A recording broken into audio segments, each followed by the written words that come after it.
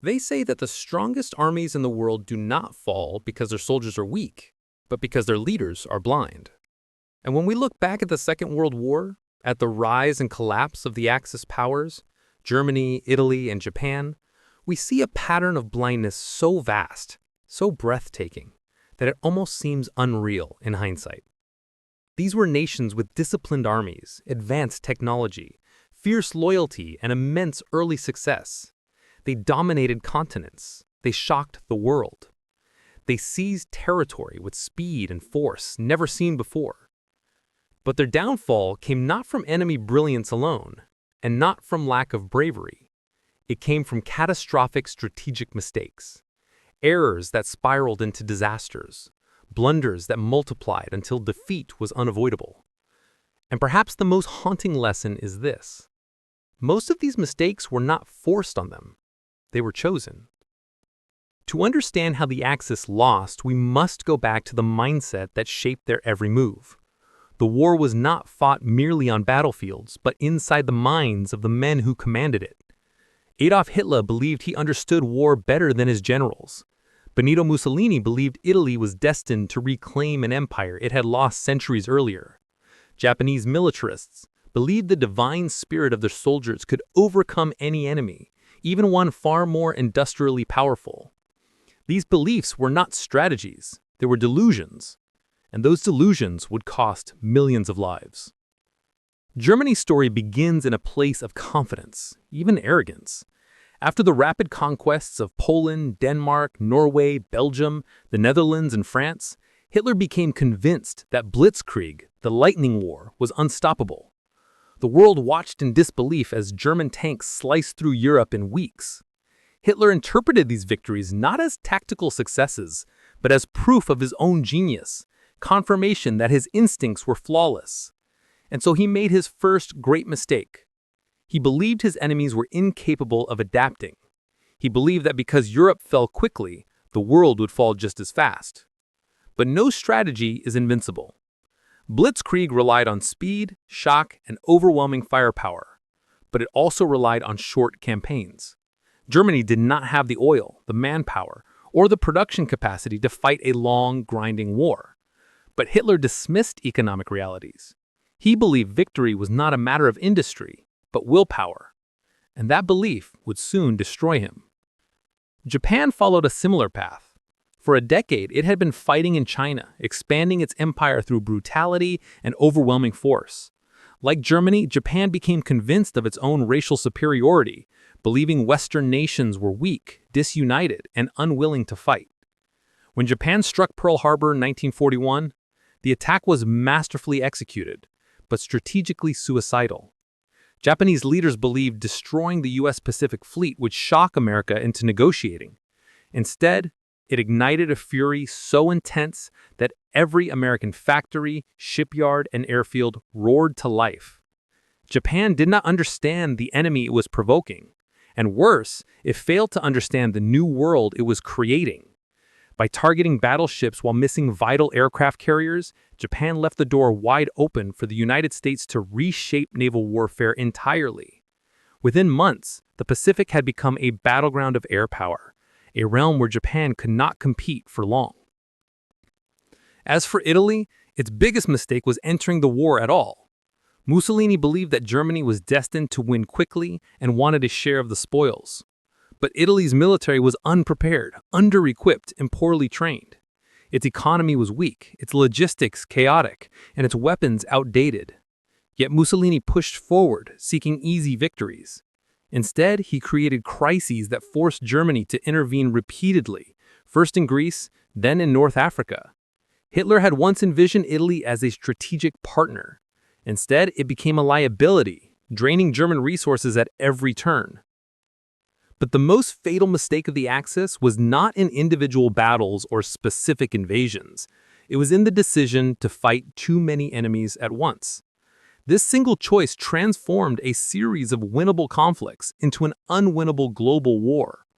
Germany could have focused on defeating Britain. Japan could have avoided waking the United States. Italy could have stayed out entirely. But arrogance, fear, and ideology pushed them into a three-front catastrophe.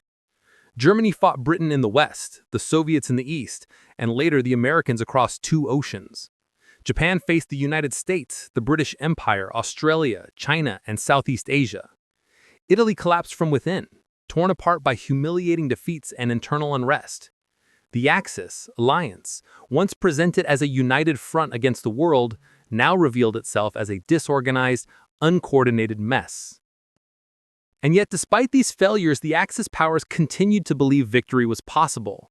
They believed in miracle weapons, rockets, jet fighters, super tanks. They believed new offensives could turn the tide, that Allied unity would crack, that the Soviet Union would collapse. But no miracle arrived. Their enemies adapted, learned, and improved.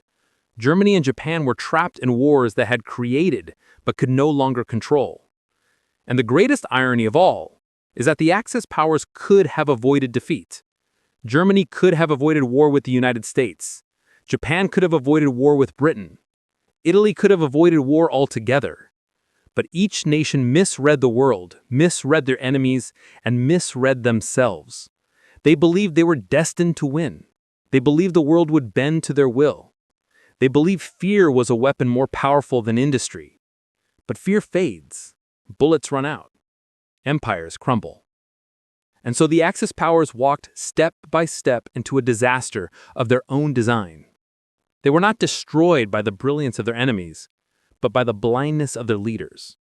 And in the end, their downfall was not a single moment, not a single battle, not a single defeat, but the inevitable result of the choices they made long before the war began. If the early mistakes of the Axis were born from arrogance, then the middle years of the war revealed something far more destructive: desperation disguised as strategy. By 1942, the illusion of unstoppable Axis expansion had begun to crack. The fronts widened, the casualties soared, and the resources dwindled. Yet instead of reassessing their position, Germany, Japan, and Italy clung even more tightly to the fantasies that had brought them this far. What followed was a series of decisions so irrational, so counterproductive, that historians still debate whether they were acts of pride, panic, or sheer delusion. And it is here, in these desperate mid-war years, that we find some of the most catastrophic blunders in military history. Choices that turned possible victory into certain defeat. The Axis powers entered this stage of the war with one shared problem. They had underestimated the resolve and capacity of their enemies. Germany assumed the Soviet Union would crumble within months. Japan believed the United States lacked the will to maintain a prolonged conflict. Italy believed Britain would not withstand the pressure of a multi-theater war. All of them were catastrophically wrong. And once reality began to surface, once their enemies proved stronger, more resilient, and far better supplied, the Axis leaders responded not with humility, but with escalation. For Germany, the turning point came on the Eastern Front. Operation Barbarossa, the invasion of the Soviet Union, had begun with stunning success. Entire Soviet armies were encircled and destroyed. Thousands of towns and villages fell within days. German soldiers believed the campaign would be over by winter. Yet by late 1941, the advance had slowed, the supply lines had stretched impossibly thin, and the winter, one of the coldest in decades, arrived earlier than expected. German troops shivered in summer uniforms, their engines froze, their weapons jammed, and their horses died in the snow. The Soviet counteroffensive outside Moscow shocked the world. Germany had never anticipated a winter war. And yet, instead of adapting to the brutal conditions or revising his goals, Hitler insisted on pushing forward. He believed the Soviet Union could still be broken, not through strategic retreat or reorganization, but through sheer aggressive force. His generals pleaded for a withdrawal to defensible positions. He refused. In Hitler's mind, retreat meant weakness. Weakness meant defeat. And so he chose to fight an unwinnable winter war in hostile terrain, ensuring that thousands of his soldiers froze, starved, or died under relentless Soviet attacks. The next year, Hitler committed one of his most infamous blunders, splitting his armies to pursue 2 objectives simultaneously: the oil fields of the Caucasus and the symbolic city of Stalingrad. No competent strategist would divide his forces in the face of a vast and recovering enemy. But Hitler was driven by obsession. Stalingrad carried the name of his ideological rival. Taking it would be a symbolic blow to Soviet morale. But symbols do not win wars. Logistics do. And Germany's logistics were collapsing. As German troops advanced into Stalingrad, the Soviets prepared a massive counterattack. When the encirclement came, it was devastating. More than 250,000 German and Axis troops were trapped, freezing, starving, and running out of ammunition. Once again, Hitler forbade retreat. Once again, he insisted the encircled army hold the city to the last man. Once again, the result was catastrophic. The surrender of the German Sixth Army in February 1943 marked not just a military defeat, but a psychological one. The myth of German invincibility was shattered. 250,000 soldiers were gone, dead, captured, or missing. But perhaps the most destructive part was that Hitler learned nothing from this defeat. Instead of trusting his generals, he tightened his control. Instead of adopting flexible tactics, he insisted on rigid, suicidal orders. His refusal to adapt became a weapon aimed at his own army. Japan followed a similar path, committing itself to strategies that were bold in vision but impossible to sustain. After the attack on Pearl Harbor, Japanese forces swept across the Pacific with lightning speed. They conquered the Philippines, Malaya, Singapore, Burma, and much of the Dutch East Indies. Japanese soldiers, trained to endure hardship and embrace death without hesitation, seemed unstoppable. Yet behind this facade of success lay a strategic flaw that would doom the empire. Japan had no long-term plan. The attack on Pearl Harbor had been intended to knock the United States out of the Pacific, but instead it awakened an industrial giant. American factories began producing ships, planes, ammunition, everything needed for a long war at a rate Japan could never hope to match. And while Japan had seized territories rich in oil and resources, it could not protect them. Its navy, though formidable at the start of the war, was stretched across thousands of miles of ocean. It lacked the infrastructure to maintain supply lines, to repair ships quickly, or to replace experienced pilots. Then came the Battle of Midway. The Japanese plan was overly complex, poorly coordinated, and based on faulty intelligence. When their aircraft carriers, some of the most powerful in the world, were caught with aircraft refueling on deck, the resulting explosions were catastrophic. 4 carriers, the heart of Japan's naval power, were sunk within minutes. Years of elite pilot training vanished in a single day. And in that moment, Japan's fate was sealed, even if their leaders refused to admit it. But instead of developing a defensive strategy, instead of protecting what remained of their navy, Japan doubled down on attacks. The decision to launch offensives in Guadalcanal, the Solomon Islands, and New Guinea drained their dwindling resources even further. Each battle cost lives and equipment Japan could not replace. Japanese commanders, unwilling to retreat or abandon untenable positions, allowed entire battalions to be annihilated by disease, hunger, and relentless enemy assaults. They clung to the idea that spirit, Bushido, could overcome steel, oil, and mass production. But wars are not won by ideology alone. Italy's strategic blunders were just as damaging, though less dramatic. Mussolini's vision of a new Roman Empire had quickly dissolved into chaos. Italian campaigns in Greece and North Africa were disasters from the start. Italian troops lacked modern equipment, training, and leadership.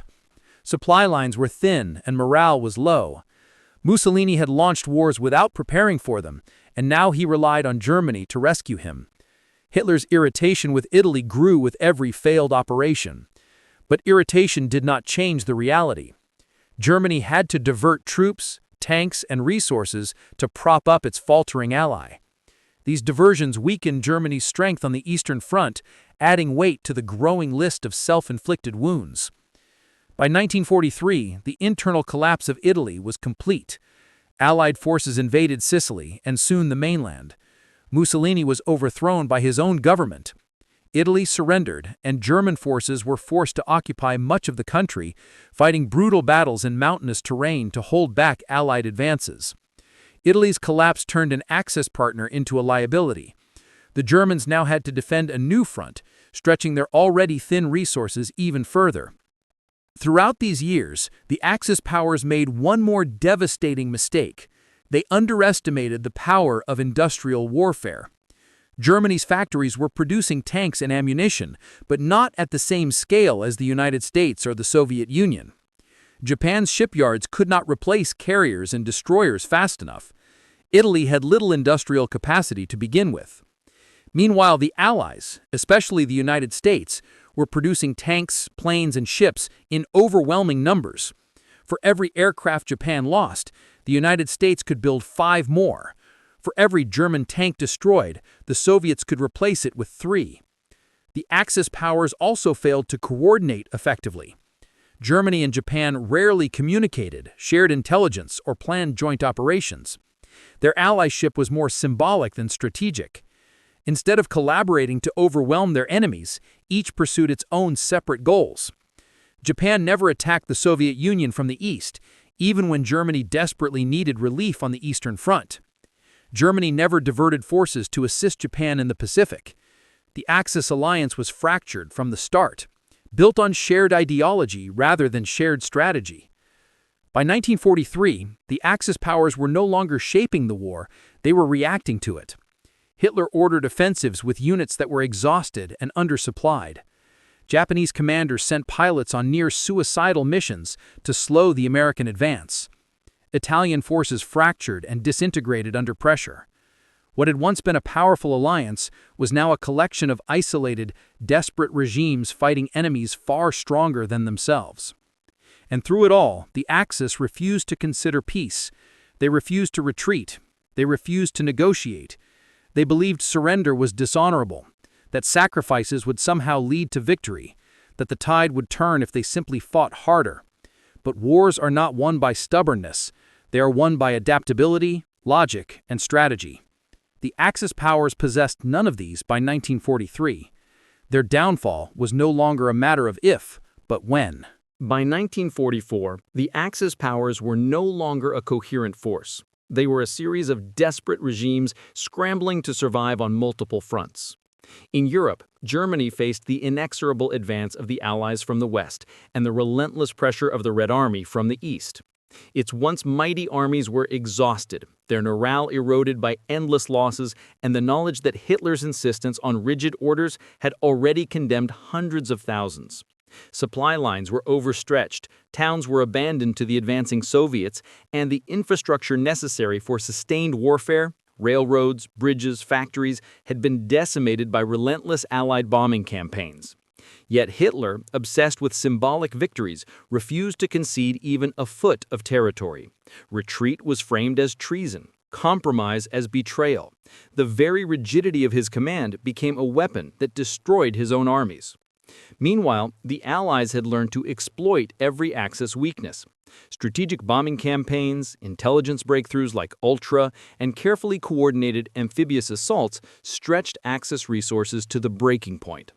D-Day, the Normandy landings, was a masterclass in combined operations. Air superiority, naval bombardment, and precise landings executed with near-perfect timing. The Germans, in contrast, had misjudged the location of the invasion, held their reserves in the wrong places, and suffered under a command structure that demanded adherence to Hitler's flawed plans over battlefield realities. Panzer divisions were delayed by contradictory orders, artillery was mispositioned, and local commanders, aware of the disaster unfolding, were paralyzed by fear of reprisal. By the time Allied forces secured a foothold on the beaches, the die was cast. The Axis could no longer dictate the tempo of the war. On the Eastern Front, the Soviet Union displayed the terrifying efficiency of industrial warfare combined with the sheer manpower of a nation that refused to be defeated. German forces, still reeling from Stalingrad and Kursk, were pushed relentlessly westward. Hitler's obsession with holding symbolic cities like Warsaw and Budapest resulted in catastrophic losses. Entire divisions were encircled and destroyed, and every refusal to retreat or regroup compounded the disaster. German officers, once confident in their superior tactics, began to see the futility of it all. No skill, no courage, no discipline could compensate for the sheer mismanagement of a leadership blinded by ideology and hubris.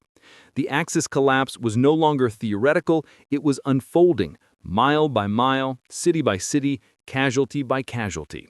Italy, once an ally, had become a liability that consumed German attention and resources.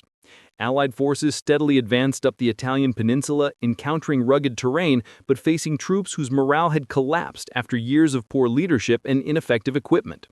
The Germans were forced to divert divisions from the Eastern Front to slow the Allied advance in Italy, constructing defensive lines in the mountains and river valleys, yet each line was temporary, a holding action against inevitable collapse.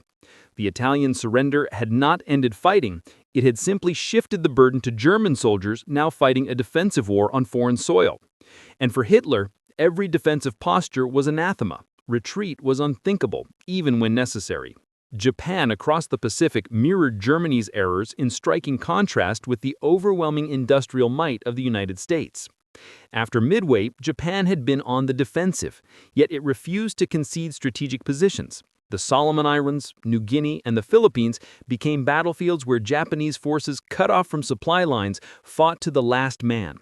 American forces, leveraging superior logistics, naval power, and air support, advanced steadily, isolating and annihilating Japanese garrisons. Every island the Japanese held required resources they could not replace, manpower they could not reinforce, and resolve that faltered against inevitable defeat. Japan's insistence on offensive action, even when strategically hopeless, transformed calculated retreats into catastrophic losses. Each decision, rooted in pride and ideology, accelerated the empire's decline. Even at the strategic level, Axis planning was fragmented and contradictory. Germany and Japan rarely coordinated efforts beyond symbolic gestures of alliance. When German forces begged for Japanese attacks against the Soviet Far East to alleviate pressure, Japan refused. When Japan sought German diversionary attacks to aid their Pacific campaigns, Germany remained fixated on European objectives. Italy's contributions were inconsistent and poorly executed. The alliance, lacking coordination and unified command, was more rhetorical than practical. Each theater of war became isolated, forcing Axis commanders to fight individually against enemies whose combined strength far exceeded their own. The Axis were no longer a single machine, they were a collection of fractured components, each struggling under its own weight, each compounding the failures of the others. Strategic errors also emerged from overextension and hubris. Hitler's decision to defend every inch of conquered territory, combined with Japan's insistence on holding every island, meant that Axis forces were continuously stretched thin. Supply lines could not sustain the front lines. Troops lacked adequate food, ammunition, and medical care. Morale suffered as soldiers recognized that their leadership had committed them to hopeless engagements. Casualties mounted, experience was lost, and the capacity to respond to new threats diminished. Every offensive became a desperate gamble, every defensive position a death trap. The Axis, once poised for global dominance, had transformed itself into a series of increasingly unsustainable positions. By late 1944, the cumulative effect of these blunders became undeniable. In Europe, the Allies advanced from the west, liberating France, Belgium, and the Netherlands. The Red Army pressed from the east, liberating Eastern Europe and pushing towards Berlin. German civilians, facing Allied bombings and Soviet retribution, joined the ranks of refugees fleeing the collapse of their state. Germany, a nation that had seemed invincible, was now fighting a defensive war on its own territory with exhausted troops and insufficient resources. Meanwhile, Japanese cities were targeted by American bombers, culminating in the devastating raids on Tokyo and other urban centers. Industrial production, transport infrastructure, and civilian morale were shattered, leaving the empire incapable of sustained prolonged defense. These failures were magnified by ideological rigidity.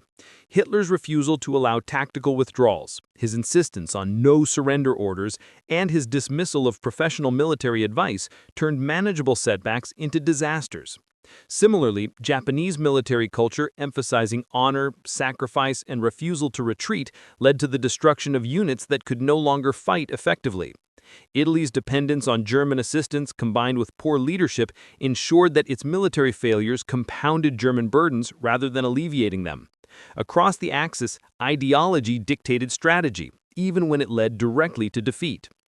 The psychological impact of these blunders on Axis soldiers cannot be overstated. Troops who had once been confident in their leadership began to question orders, distrust superiors, and doubt the feasibility of their objectives. Desertion, surrender, and mutiny became increasingly common as soldiers recognized the futility of the missions assigned to them. Unlike the Allies, who could rely on competent supply chains, clear objectives, and adaptive command, Axis forces faced a relentless spiral of confusion, scarcity, and despair. Each mistake, each overreach, each refusal to adapt compounded the previous failures, creating a self-reinforcing pattern that accelerated the Axis collapse. Even at the civilian level, the consequences of these errors were catastrophic. Cities were bombed indiscriminately, infrastructure collapsed, and food shortages became widespread. Populations in Germany, Japan, and Italy faced starvation, displacement, and terror from both their own governments and advancing enemy forces. The Axis strategic blunders were not confined to the battlefield. They rippled outward, transforming entire nations into zones of suffering and chaos. The moral authority of the Axis leadership eroded, leaving soldiers and civilians alike to question not only the wisdom of their leaders, but the very ideology that had propelled them into war. And yet through it all, Axis leaders persisted in their errors. Hitler, refusing to acknowledge reality, continued to issue directives that made little sense strategically. Orders to defend villages at all costs, directives that prevented tactical withdrawals, and commands to launch offensives when resources were depleted.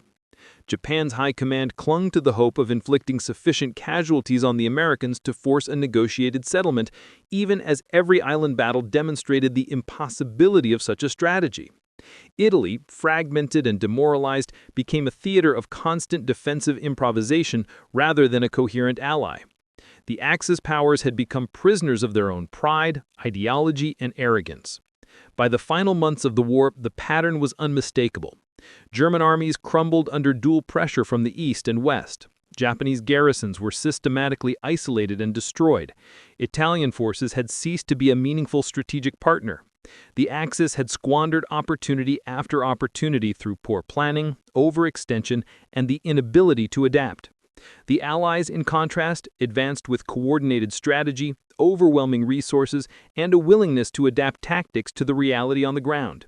Victory was no longer a possibility, it was inevitable. In retrospect, the Axis collapse illustrates the cost of ignoring reality in favor of ideology, pride, and hubris. Success in war requires not only courage and skill, but flexibility, coordination, and the ability to learn from mistakes. The Axis powers failed in each of these domains, and their strategic blunders became the blueprint for defeat. From Stalingrad to Midway, from the Italian peninsula to the islands of the Pacific, their failures were cumulative, compounding, and ultimately irreversible. By the time Allied forces occupied Berlin and Japan surrendered after Hiroshima and Nagasaki, the Axis had destroyed itself, a cautionary tale of how arrogance, overreach, and flawed strategy can turn potential triumph into total collapse. As the final months of 1945 unfolded, the Axis powers teetered on the brink of total collapse, their fate sealed by the relentless pressure of coordinated Allied campaigns and their own intractable errors. Germany, once a formidable military machine, faced annihilation on all fronts. Cities lay in ruins from months of aerial bombardment, supply lines had been severed, and soldiers were scattered across an increasingly hostile landscape, unable to regroup or mount effective resistance. Hitler's obsession with holding symbolic positions, combined with his refusal to heed the advice of his generals, had transformed potentially winnable defensive operations into catastrophic defeats. In every theater, the consequences of his strategic arrogance were clear. Entire divisions were encircled and destroyed. Key industrial hubs were lost, and morale sank to unprecedented lows. German civilians, bombarded and starving, wandered through rubble-strewn streets, caught between the retreating Wehrmacht and advancing Soviet and Western forces, witnessing the physical and moral collapse of the regime they had once feared and obeyed. In Italy, German forces struggled to maintain tenuous control over a nation that had long since abandoned Axis ambitions. Allied forces advanced steadily from the south, supported by the Italian partisans, who exploited every weakness in the German defensive network. German commanders, stretched across multiple regions, were forced to make impossible decisions: abandon towns to save troops, or sacrifice soldiers to defend positions with no strategic value. The result was constant attrition, a slow but inexorable bleed of manpower, resources, and morale. Italian civilians, caught in the crossfire, often aided the Allies, providing intelligence, shelter, and guidance through the mountainous terrain, further undermining German defensive efforts. By spring 1945, the Axis position in Italy was hopeless. German soldiers retreated toward the Alps, clinging to mountain passes and bridges as their last line of defense, yet even these efforts could only delay the inevitable. Across the Eastern Front, the Soviet juggernaut pressed relentlessly toward Berlin, executing a combination of mass defensives, encirclements, and urban warfare that showcased both strategic mastery and the devastating cost of previous German miscalculations. Each mismanaged operation, from the failed offensives in 1942 to the insistence on defending Stalingrad at all cost, had weakened the German army's capacity to resist the Red Army's final onslaught. Soviet forces, fueled by industrial capacity, manpower, and the drive to avenge their nation's suffering, advanced with a precision born of both planning and ruthless efficiency. German units, demoralized and fragmented, often surrendered en masse, unable to withstand the coordinated pressure or to trust the orders coming from a leadership that had long ceased to reflect battlefield reality. By April 1945, the fall of Berlin was a foregone conclusion, a symbol of the Axis' accumulated errors and the Allies' methodical exploitation of every weakness. Meanwhile, across the Pacific, Japan's strategic position mirrored Germany's failures. The island-hopping campaign had brought American forces ever closer to the Japanese homeland, with each victory tightening the noose around an empire incapable of sustaining protracted defense. Japanese commanders, driven by a rigid code of honor and an ideology that glorified sacrifice over pragmatism, continued to defend each island with fanatical intensity, even as resources dwindled and civilian populations suffered immensely. Cities and military installations were destroyed in relentless bombing raids, including the unprecedented devastation wrought by the atomic bombings of Hiroshima and Nagasaki. Each act of resistance, heroic in isolation, only deepened the cumulative strategic disaster. Japan's refusal to surrender, even when survival was impossible, reflected the same fatal flaw that had characterized the Axis throughout the war: the inability to adapt strategy to reality, to subordinate ideology to practicality, and to recognize the limits of human and material resources. The psychological collapse within Axis leadership was as significant as the physical destruction of their forces. German officers, once confident in their ability to command and conquer, were confronted with the consequences of decisions they had not dared challenge. Hitler's insistence on rigid obedience had systematically removed the possibility of independent tactical thinking, leaving frontline commanders paralyzed as the situation deteriorated. In Japan, the refusal of military and political leaders to question strategic orthodoxy similarly ensured that every setback became a step closer to catastrophic defeat. In both cases, ideology replaced pragmatism, and the demands of pride, loyalty, and honor outweighed the necessity of preserving lives and achieving achievable objectives. Soldiers and civilians alike witnessed the consequences of this fatal combination: unnecessary deaths, strategic missteps, and the rapid erosion of national cohesion. Amidst the chaos of collapsing Axis forces, the Allies advanced with remarkable efficiency. In Europe, the combination of American, British, Canadian, and Soviet forces systematically dismantled the German military machine. Amphibious operations, precision airstrikes, intelligence coups, and combined arms tactics demonstrated the power of coordinated strategy. In the Pacific, the United States Navy and Marine Corps, supported by Australian and British units, executed carefully planned assaults on heavily fortified islands, cutting supply lines and forcing isolated garrisons into surrender or annihilation. Each successful operation highlighted a stark contrast with Axis strategy: adaptability, coordination, and the effective integration of intelligence, logistics, and tactical flexibility. Where the Axis had relied on ideology and inflexible command, the Allies leveraged practicality and cooperation, turning superior resources and planning into decisive victories. The human cost of Axis strategic blunders was staggering. Millions of soldiers perished not only because of Allied action, but because they were positioned in hopeless battles, denied tactical retreats, or ordered to fight to the last man in situations where survival was impossible. Civilians bore the brunt of rigid policies, forced labor, famine, and indiscriminate bombing. In Germany, the civilian population endured starvation, destruction, and terror from both advancing armies and their own disintegrating state.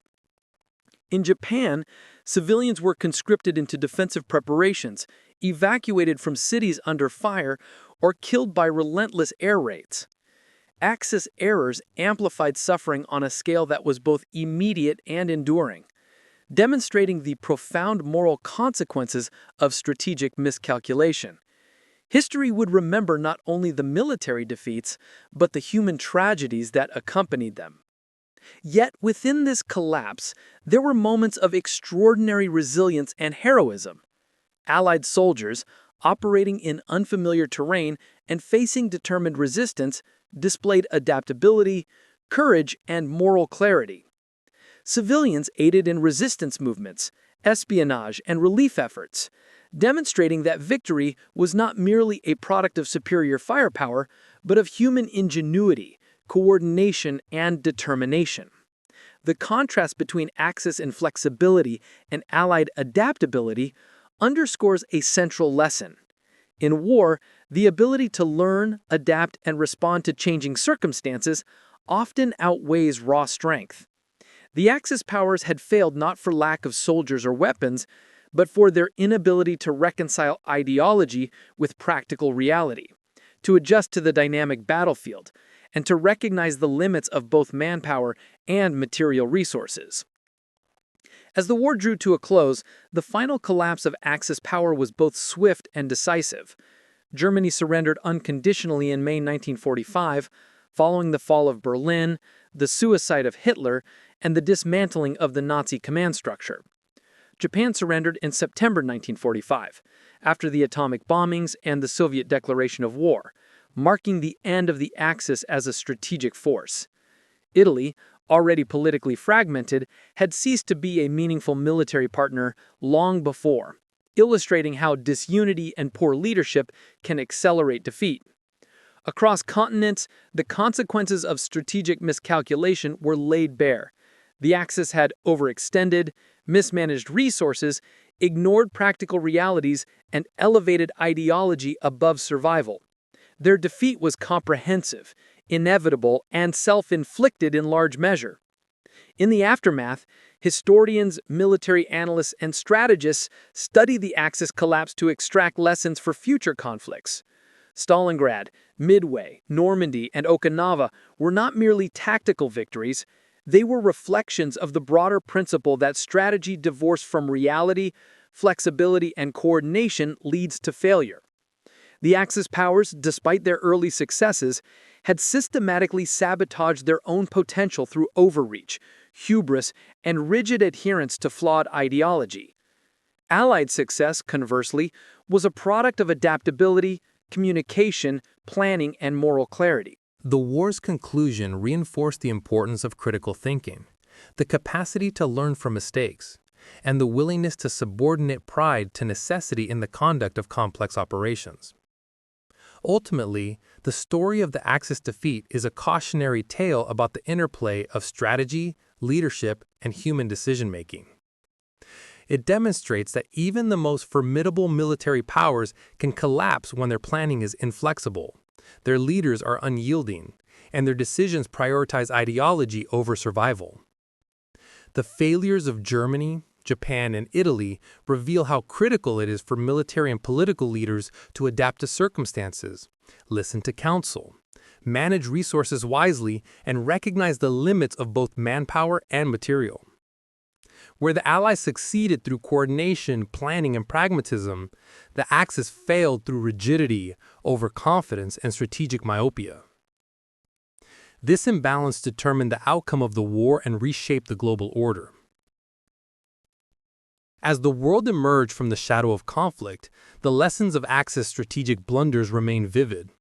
Military academies, historical studies, and leadership courses would continue to analyze these failures for decades, emphasizing the dangers of inflexibility, ideological overreach, and mismanagement. The human cost of these errors served as a stark reminder that wars are not won solely by weaponry or courage, but by the intelligent application of strategy, the capacity to adapt, and the moral clarity to make choices that preserve life while achieving objectives. In the end, the Axis powers were defeated not just by armies, but by the consequences of their own choices, a profound lesson etched into the history of the 20th century. And so, the story concludes with a stark truth. Victory in war is never guaranteed by might alone. It requires strategic foresight, adaptability, coordination, and the wisdom to balance ambition with reality. The Axis powers, for all their early successes, became a study in how strategic errors, compounded by ideology and hubris, can transform potential triumph into catastrophic defeat. Theirs is a history of lessons, warnings, and reflections, an enduring reminder of how ordinary decisions, repeated across years and continents, can determine the fate of nations, shape the course of history, and define the very nature of human endeavor in times of war.